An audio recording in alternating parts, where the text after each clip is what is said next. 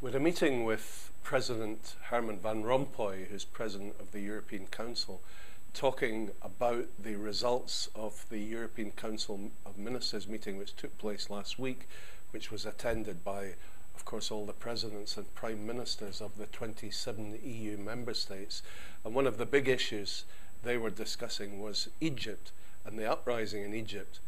And President Van Rompuy was emphasizing that we in Europe back the Egyptian people.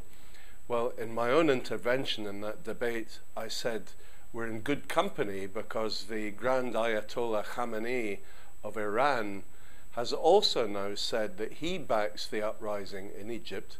He also backs the people's uprising in Tunisia. He hopes there will be an increasing uprising in Saudi Arabia.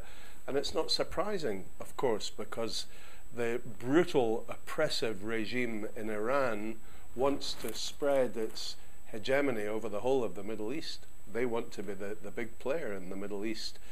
And you know what an irony that the Iranians are saying that they back these uprisings when they have brutally crushed the uprising following the fraudulent election of Ahmadinejad in Iran last year. And last week, they even executed a Dutch citizen. She was a Dutch-Iranian woman who had dual nationality, and she had been arrested taking part in one of the protests on the streets in Tehran last year following the fraudulent election of Ahmadinejad.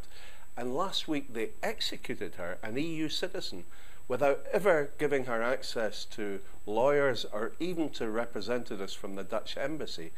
So this weekend, the Dutch withdrew their envoy from the Dutch embassy in Tehran. And really, you know, this is such an outrage. The EU now has to sever relations completely with that fascist regime.